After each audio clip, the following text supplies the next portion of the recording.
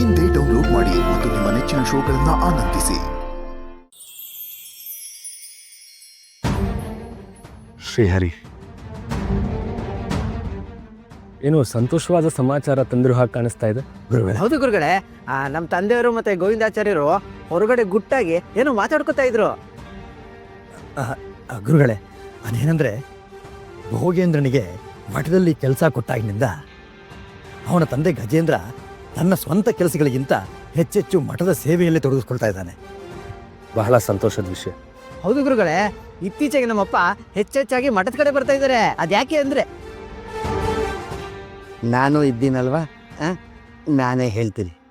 ಆಯ್ತು ಗುರುಗಳೇ, ಇರೋಷ್ಟು ದಿನ ಮಠದ ಸೇವೆ ಮಾಡಿ ಮೂಲರಾಮನ ಕೃಪೆಗೆ ಪಾತ್ರನಾಗಿ ನನ್ನ ಜೀವನ ಪಾವನ ಮಾಡ್ಕೋಬೇಕು ಅಂತಿದ್ದೀನಿ.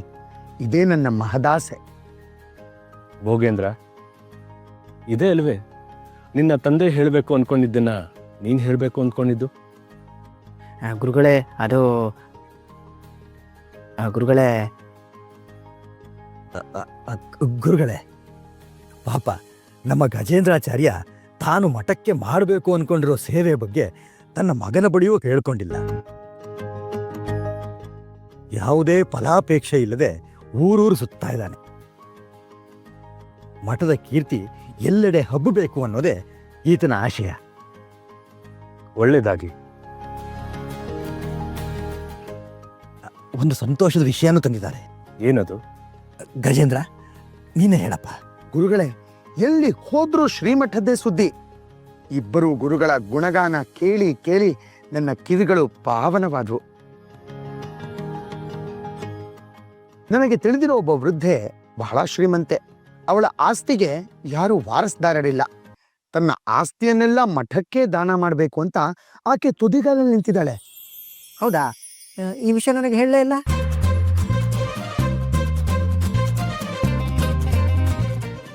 ಭೋಗೇಂದ್ರ, ನಿನ್ನ ತಂದೆ ಈ ಮಠಕ್ಕೆ ಮಾಡಬೇಕು ಅಂದ್ಕೊಂಡಿರೋ ಸೇವೆ ಯಾರಿಗೂ ಗೊತ್ತಾಗಬಾರ್ದು ಅನ್ನೋದೇ ಅವರ ಅಭಿಮತ. ಗಜೇಂದ್ರ, ಶ್ರೀಮಠಕ್ಕೆ ದಾನಿಗಳ ಕೊರತೆ ಏನಿಲ್ಲ.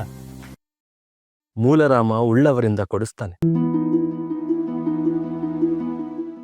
ಇಲ್ಲದವರಿಗೆ ನೀಡುವಂತೆ ನಮಗೆ ಪ್ರೇರೇಪಿಸ್ತಾನೆ. ನಾವಿಲ್ಲಿ ನೆಪ ಮಾತ್ರ. ಆದರೆ ಯಾವುದೇ ಕಾರಣಕ್ಕೂ ದಾನ ಧರ್ಮದ ವಿಚಾರದಲ್ಲಿ ಮಠಕ್ಕೆ ಕಳಂಕ ಬರಬಾರ್ದು. ಅದನ್ನ ನೋಡ್ಕೊಳ್ಳುವಂಥ ಜವಾಬ್ದಾರಿ ನಿಮ್ದು. ಇಲ್ಲ ಗುರುಗಳೇ, ನಾವು ಆಕೆಗೆ ಯಾವುದೇ ರೀತಿಯ ಒತ್ತಾಯ ಮಾಡಿಲ್ಲ. ಆಕೆ ಸ್ವಇಚ್ಛೆಯಿಂದ ನೀಡೋದಕ್ಕೆ ಮುಂದೆ ಬಂದಿದ್ದಾರೆ. ಅದು ಸಂತೋಷದ ವಿಷಯವೇ.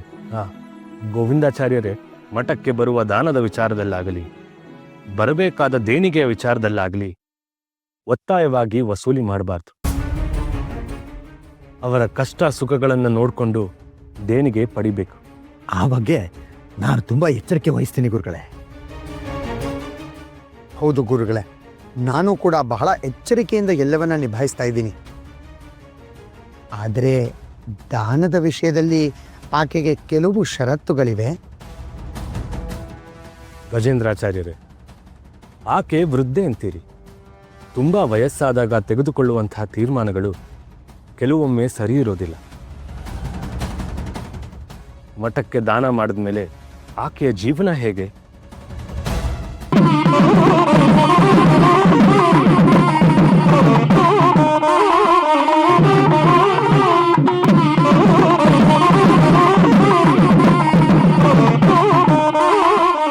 ವರನ ಕಡೆಯವರು ವಧುವಿಗೆ ಆಭರಣಗಳನ್ನು ವಸ್ತ್ರಾಂತರ ಮಾಡಿ. ಸರಸ್ವತಿ, ಇದು ನಮ್ಮನೆಗೆ ಸೊಸೆಯಾಗಿ ಬರೋ ವಧುವಿಗೆ ನಾವು ಕೊಡ್ತಿರೋ ಸಣ್ಣ ಉಡುಗೊರೆ. ಇದನ್ನ ತಗೊಂಡೋಗಿ ಅಲಂಕಾರ ಮಾಡ್ಕೊಂಡು ಬಾ ಅಮ್ಮ. ಬೇಡ ಅಕ್ಕ, ನೀವು ಕೊಟ್ಟ ಸೀರೆ ಉಟ್ಟಿದ್ದೀನಿ, ನೀವು ಕೊಟ್ಟ ಬಳೆನೂ ತೊಟ್ಟಿದ್ದೀನಿ, ನೀವು ಕೊಟ್ಟ ಹೂನು ಮುಡ್ಕೊಂಡಿದ್ದೀನಿ, ನೀವು ಕೊಟ್ಟ ಅರ್ಶಿನ ಕುಂಕುಮನೂ ಧರಿಸಿದ್ದೀನಿ. ಇದಕ್ಕಿಂತ ಒಡವೆ ಬೇರೆ ಏನು ಬೇಕು? ನನಗೆ ಚಿನ್ನಾಭರಣ ಎಲ್ಲ ಬೇಡ. ದಯವಿಟ್ಟು ಇದನ್ನ ಎತ್ತಿಟ್ಕೊಳ್ಳಿ. ಯಾಕಮ್ಮ ಹಾಗಂತೀಯ? ಬಂಗಾರನ ಬೇಡ ಅನ್ಬಾರ್ದು. ನಾವು ನಿಮ್ಮ ಶ್ರೀಮಂತರಲ್ಲ, ನಾವು ಕೊಟ್ಟಿದ್ ಕಡಿಮೆ ಆಯ್ತು ಅಂತ ಬೇಸರನಾ?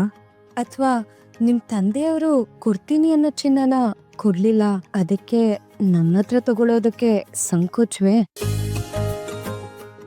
ಕ್ಷಮಿಸಿ, ಚಿನ್ನ ಹೋಗಿದ್ದಕ್ಕೆ ನನಗೆ ಚಿಂತೆನೂ ಇಲ್ಲ, ನಮ್ಮ ತಂದೆ ಕೊಡಲೇಬೇಕು ಅನ್ನೋ ನಿರೀಕ್ಷೆನೂ ಇಲ್ಲ.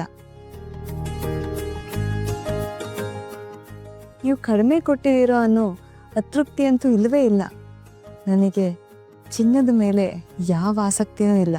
ಚಿನ್ನದಂಥ ಸಂಬಂಧನೇ ನನಗೆ ದೇವರು ಕೊಟ್ಟಿರುವಾಗ ನಾನು ಯಾಕೆ ಇದಕ್ಕೆಲ್ಲ ಆಸೆ ಪಡಲಿ?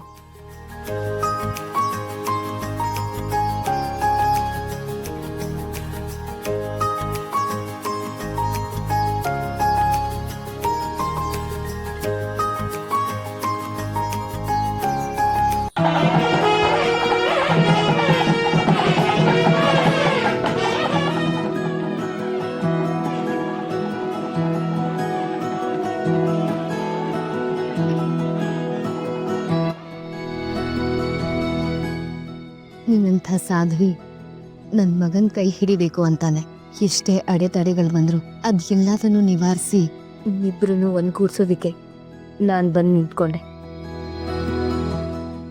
ಈಗ ನನಗೆ ತೃಪ್ತಿ ಆಯ್ತು ಮಗಳೇ.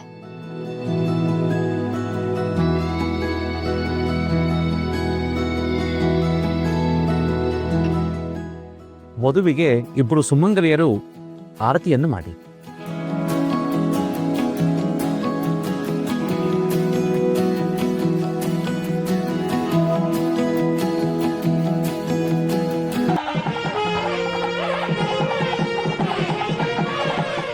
ವಾಸುದೇವಾಚಾರ್ಯ ಕೈನಲ್ಲಿ ಮಂತ್ರಾಕ್ಷತೆಯನ್ನು ತಗೊಳ್ಳಿ. ಹೇಳಿ, ಮಮ ಕುಮಾರ್ಯಾಹ ಕರಿಷ್ಯಮಾಣಃ ಕನ್ಯಾ ಪ್ರಧಾನಾಂಗ ಅಸ್ಮೈ ಗೃಹಮಾಗತಾಯ ವರಾಯ ಕಾಶೀಯಾತ್ರಾ ಮಹೋತ್ಸವಾಕ್ಯಂ ಕರ್ಮ ಕರಿಷ್ಯೆ. ಹುಡುಗನಲ್ಲಿ ಲಕ್ಷ್ಮೀನಾರಾಯಣನ ಚಿಂತನೆ ಮಾಡಿ ಮಂತ್ರಾಕ್ಷತೆಯನ್ನು ಹಾಕಿ. ವರಾಂತರ್ಯಾಮಿ ಭಾರತೀ ರಮಣ ಮುಖ್ಯ ಪ್ರಾಣಾಂತರ್ಗತ ಶ್ರೀ ಲಕ್ಷ್ಮೀ ನಾರಾಯಣಂ ಭವತ್ಸು ಆವಾಹಯಿಷ್ಯೆ. ಹುಡುಗನಿಗೆ ಹಸ್ತಲಾಘವನ್ನು ಕೊಟ್ಟು ಸ್ವಾಗತ ಅಂತ ಹೇಳಿ. ನೀವು ಸುಸ್ವಾಗತ ಅಂತ ಹೇಳಿ. ಸುಸ್ವಾಗತ.